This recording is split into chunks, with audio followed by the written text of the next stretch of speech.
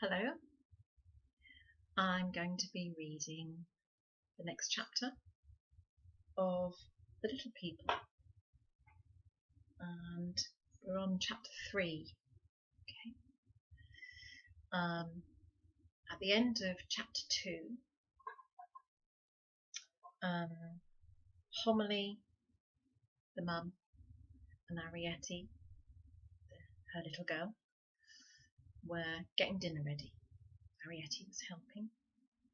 They were making soup, and they were expecting Pod, her dad, home any time soon, because Pod had been out collecting things to bring home. And they call that borrowing things. So he'd been out borrowing. Okay. I asked 3 questions about the last chapter. If you want to have a go, I'm going to remind you what the questions are. The questions were, what was Arrietty chopping? That's the first question. Second question, what did Arrietty break? And the third question was, what did Arrietty want to do? Okay. Answer to the first question, what was Arrietty chopping? It's an onion ring. It's as big as a child's hoop.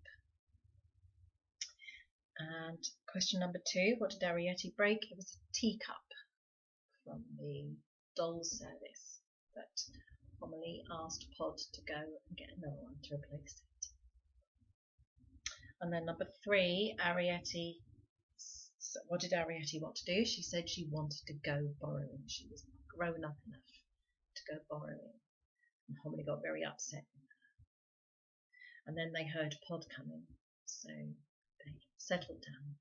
Okay, so I'll read a bit and then we'll have a bit more of a chat. Okay, it's chapter 3. Pod came in slowly, his sack on his back. He leaned his hat pin with its dangling name tape against the wall, and on the middle of the kitchen table he placed a doll's teacup. It seemed the size of a mixing bowl. "Why, Pod," began Homily. "Got the saucer too," he said. He swung down the sack and untied the neck. "Here you are," he said, drawing the saucer out. "Matches it." He had a round, currant bunny sort of face. Tonight it looked flabby. "Oh, Pod," said Homily, "you do look queer. Are you all right?" Pod sat down. "Fair enough," he said. "You went up the curtain," said Homily. "Oh, Pod, you shouldn't have. It's shaken you." Pod made a strange face. His eyes swivelled round towards Arrietty. Homily stared at him, her mouth open, and then she turned. "Come along, Arrietty," she said briskly. "You pop off to bed now, like a good girl, and I'll bring you some supper." "Oh," said Arrietty, "can't I see the rest of the borrowings?" "Well, your father's got nothing now, only food. Off you pop to bed. You've seen the cup and saucer."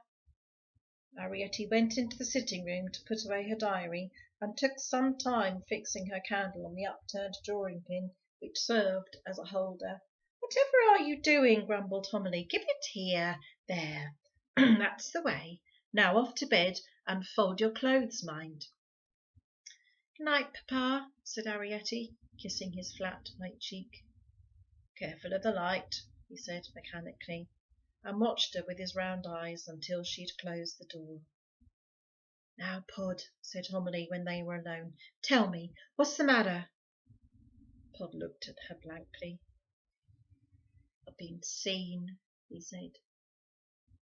Homily put out a groping hand for the edge of the table. She grasped it and lowered herself slowly onto the stool. "Oh, Pod," she said. There was a silence between them. Pod stared at Homily, and Homily stared at the table. After a while she raised her white face. "Badly?" she asked. Pod moved restlessly. "I don't know about badly. I've been seen. Ain't that bad enough?" Now, Homily's really upset because it's really serious if any of the little people get seen. by any of the people who live upstairs, people like us.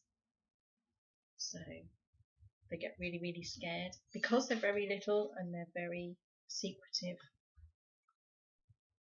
They don't like being seen by us, by real people. Okay. Who saw you? Said Homily. A boy, said Pod. A what? Exclaimed Homily, staring. A boy. Pod sketched out a rough shape in the air with his hand. You know, a boy. But there isn't. I mean, what sort of a boy?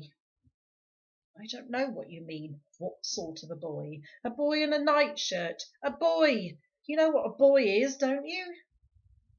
Yes, said Homily, I know what a boy is, but there hasn't been a boy, not in this house, these 20 years. Well, said Pod, there's one here now. Homily stared at him in silence, and Pod met her eyes. Where did he see you? Asked Homily at last. In the schoolroom. Oh, said Homily, when you was getting the cup. Yes, said Pod.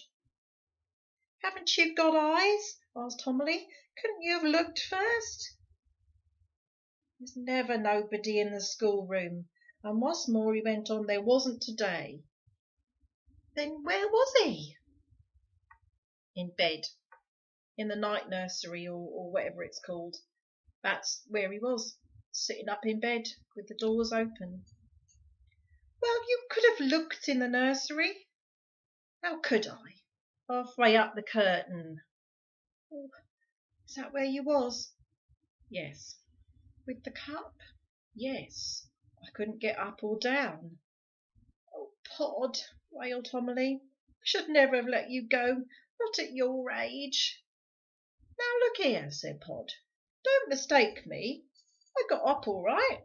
Got up like a bird, as you might say, bobbles or no bobbles. But, he leaned towards her, afterwards, with the cup in me hand, if you see what I mean. He picked it up off the table. You see, it's heavy, like. You can hold it by the handle like this, but it drops, or droops, as you might say. You should take a cup like this in your 2 hands. A bit of cheese off a shelf or an apple, well, I just drop that and give it a push, and it falls, and I climbs down in my own time and picks it up. But with a cup, you see what I mean? And coming down, you got to watch your feet. And as I say, some of the bubbles was missing. You don't know what you could hold on to, not safely. Oh, Pod, said Homily, her eyes full of tears. What did you do?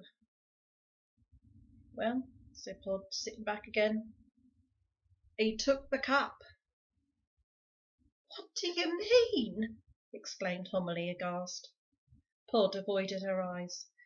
Well, he'd been sitting up in bed there watching me, and I'd been on that curtain a good 10 minutes because the hall clock had just struck the 1/4. But how do you mean he took the cup? Well, he'd got out of bed, and there he was standing looking up. I'll take the cup, he said.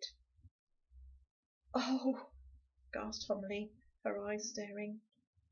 And you'd give it to him? He took it, said Pod, ever so gentle, and then, when I was down, he give it to me. Homily put her face in her hands. Now don't take on, said Pod uneasily. Oh, he might have caught you, shuddered Homily in a stifled voice. Yes, said Pod, but he just give me the cup. Here you are, he said. Homily raised her face. What are we going to do? She asked. Pod sighed. Well, there isn't nothing we can do, except... Oh, no, exclaimed Homily. Not that, not emigrate, not that, Pod, now. Not now I've got the house so nice and a clock and all. We could take the clock, said Pod. And Arrietty? What about her? She's not like those cousins, and she can read, Pod, and she can sew a treat. He don't know where we live, said Pod.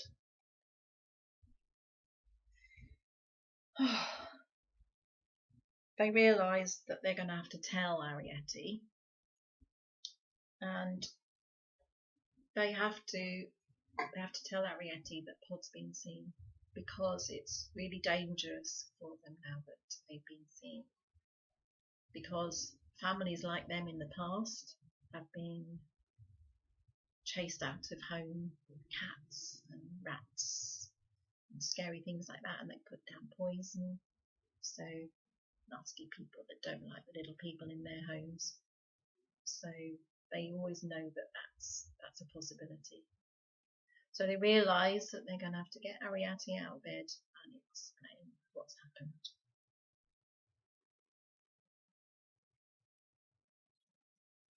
Well, said Pod, we'll have to tell Arrietty. We always said we would. There's no hurry. Homily stood up. Pod, she said, we're going to tell her tonight. And that's the end of the chapter. Exciting, dramatic chapter. Okay, so questions for this chapter are, first question, who saw Pod? And number 1, who saw Pod? Okay. Number 2, what was Pod carrying when he was seen? And what was number 3, what was Pod climbing down when he was seen? Okay, I'll have a go at those questions, and then we'll do the answers the next time. Okay, hope you enjoyed that, and I'll see you the next time. Bye for now.